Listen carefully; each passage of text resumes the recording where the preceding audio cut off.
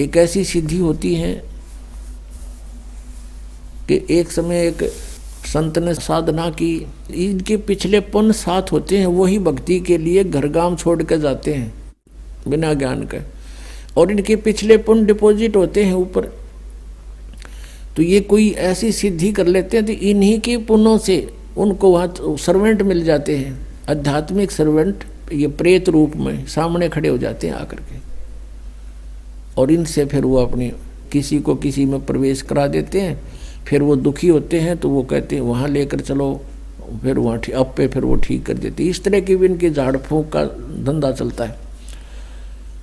तो कहते हैं एक सिद्धि सब सागर पीवे, एक सिद्धि जो बहु जुग जीवे, एक सिद्धि कष्ट तन जारा, एक सिद्धि तन हंस नियारा, एक सिद्धि जल डूब ना जाई, एक सिद्धि ऐसी है कि जल का ऊपर का चला जा, डूबा नहीं। जैसा भी आपको बताया था, उसने ये सिद्धि कर रखी थी। एक सिद्धि ऐसी है कि जल के अंदर प्रवेश करके बाहर आओगे तो सूखे पैर मिलेंगे, जल उनका टच नहीं होता। एक ऐसा ही रोहतक जिले के अंदर, अब वो शायद सोनीपत में आ गया, सिसाना गांव है, रोहतक से सोनीपत रोड खरखोदा साइड में।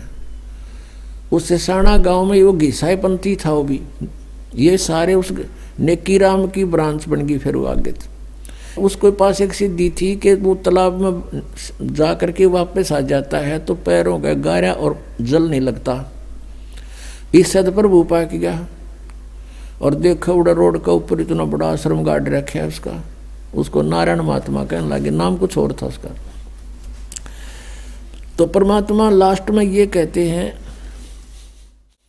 कि एक सिद्धि बहुत चोलेदार है, कई रूप बना लेते हैं, वहाँ भी देखा वहाँ भी देखा, तो कहते ये भी व्यर्थ है। 24 आँख ना जल चावे, सोहंसा शब्द अतीत कहावे, प्रसिद्धि पूर्ण पटरानी, सतलोक की कौ निशानी। कहते उस कबीर परमेश्वर जी के पास वो प्रसिद्धि है, प्रसिद्धि माने सब सिद्धियों की माँ, यानी पूरा सटोक सटोर असंख्य सिद्धि मालिक के पास है। यहाँ इस काल के पास अष्ट सिद्धि है, ओनली 8 सिद्धि है। और ये भगवान बता रहे हैं कि हमने जो आपको मंत्र सतनाम दे रखे है, इसमें 24 सिद्धियाँ आ जाएंगी आप में, लेकिन ये आपकी शत्रु होंगी जब प्रयोग करने लगे। तो आप जैसे भगत 2-3 वर्ष आपको नाम लिए हो जाएंगे और आप किसी को आशीर्वाद देने लग जाओगे ना, उसको लाभ होने लग जाएगा आपसे, लेकिन आपकी भक्ति का नाश हो जाएगा। तो ऐसी गलती नहीं करना भूल के भी। आप देखते हो कई गांवों में झाड़े लाते हैं, उससे कुछ राहत मिल जाती है। वो पिछले जन्म का पुण्यकर्मी प्राणी है, कभी सद्दी साधना की थी उसने भक्ति, और वो कुछ डिपॉजिट ईब लाग रहा नाश करने झाड़े ला ला के, और फिर वो गधा बनेगा उसका। फिर वो किसका झाड़ी लाओगा, कुमार लाओगा झाड़ी, उसका लठ मारेगा कमर पर। तो पुण्यात्माओं, इस अध्यात्म ज्ञान को समझना पड़ेगा, सब कर्मों से परिचित होना पड़ेगा।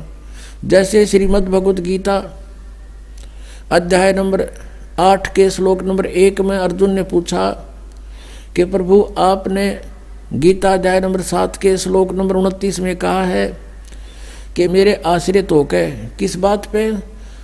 चौथे अध्याय के 32वें श्लोक में कहा है कि जो तत्व ज्ञान है, साधनाओं की विशेष जानकारी, धार्मिक अनुष्ठानों की, यज्ञों की विशेष जानकारी सच्चिदानंद घन ब्रह्म की वाणी में लिपिबद्ध है।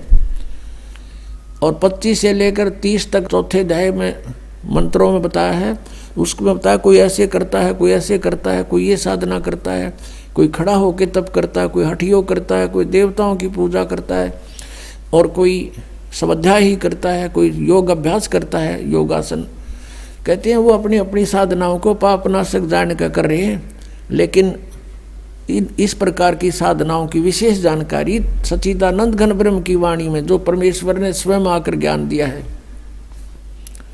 अपने मुख कमल से ब्रह्मणे मुखे, और वो तत्व ज्ञान है, उसमें विस्तार से लिखी गई है। चौथे अध्याय के 34वें श्लोक में कहा है कि उस तत्व ज्ञान को तत्वदर्शी संतों के पास जाकर समझ, उनको दंडवत प्रणाम करने से, कपट छोड़कर नम्रता पूर्वक प्रश्न करने से वो तत्वदर्शी संत तुझे उस परमात्म तत्व का ज्ञान कराएंगे, परमात्मा का। अब गीता ज्ञानदाता भी उस परमात्म तत्व के यानी तत्व ज्ञान से अपरिचित है।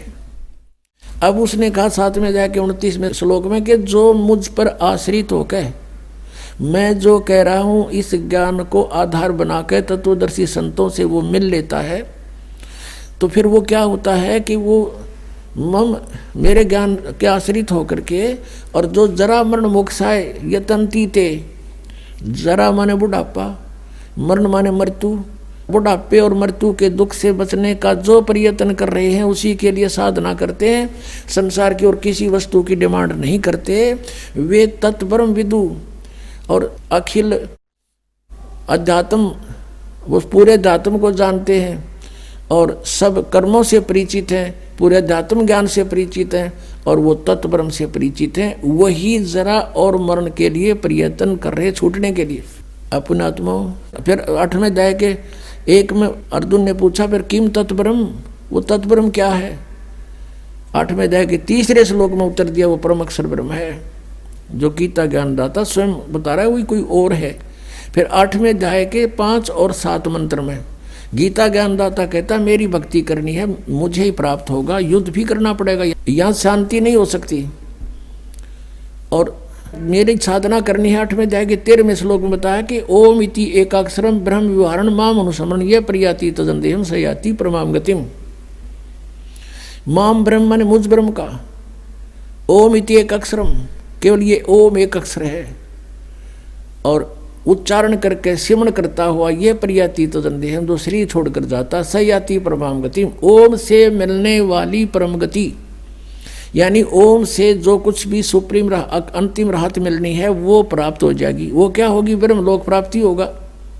8वें अध्याय के 16वें श्लोक में लिखा है कि ब्रह्मलोक पर्यंत भी ये जन पुनरावृत्ति में वहाँ गए हुए प्राणी भी जन्म मृत्यु में आते हैं, यानी पूर्ण मोक्ष नहीं हुआ, मोक्ष नहीं हुआ तो शांति नहीं हुई, जन्म मृत्यु रहा तो शांति नाम की चीज नहीं। इसलिए गीता नंबर 8 के श्लोक नंबर 5 और 7 में अपनी स्थिति बताता है मेरी भक्ति कर ओम नाम तय और मुझे प्राप्त होगा, और युद्ध भी करना पड़ेगा भाई, युद्ध भी कर। 8वें अध्याय के 8, 9, 10 3 मंत्रों में श्लोकों में तुरंत कहा है कि उस परमाक्षर ब्रह्म की साधना करनी है तो उसको प्राप्त होगा, उसकी भक्ति करनी है तो उसको मिले, वो मिलेगा आपको, और मेरी करेगा तो मेरे पास रहेगा। ये नियम है। अंत समय में जिसकी भावना रह जाएगी, आस्था रह जाएगी, उसी को प्राप्त होगा।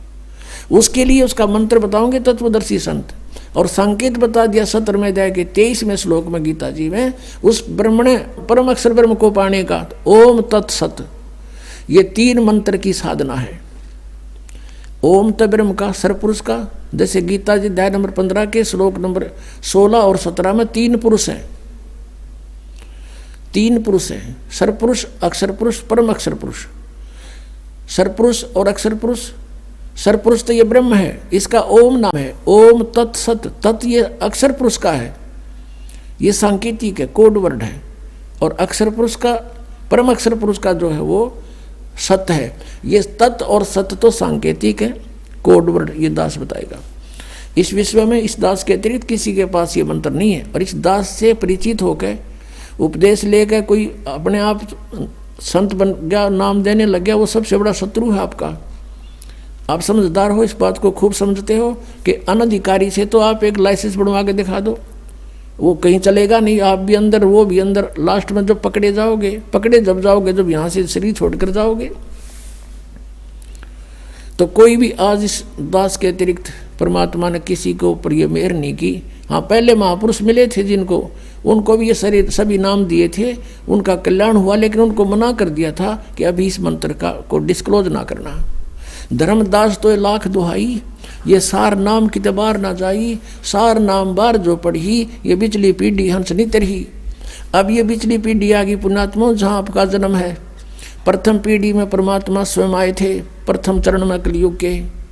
अब ये बीच की पीढ़ी है, लास्ट की पीढ़ी नास्तिक हो जाएगी बिल्कुल, जो अब पार हो गए सो हो गए। ये हजारों वर्ष चलेगा, ऐसी बात नहीं है। परमात्मा का ये मार्ग एक पूरे विश्व में बहुत शांति होगी, हाहाकार या माया की दौड़ लग रही है, यह खत्म हो जाएगी। शांति से सब भक्ति करा करेंगे, चोर उचक्के ये सब खत्म हो जाएंगे, क्योंकि हम परिचित हो जाएंगे। अगर किसी की आज हम चोरी करते हैं, अगले जन्म में गधा बन के देना पड़ेगा, कौन समस्या मोल लेगा। अनजान बच्चे जिनको ज्ञान नहीं, वही बिजली के नंगे तार को छूते हैं।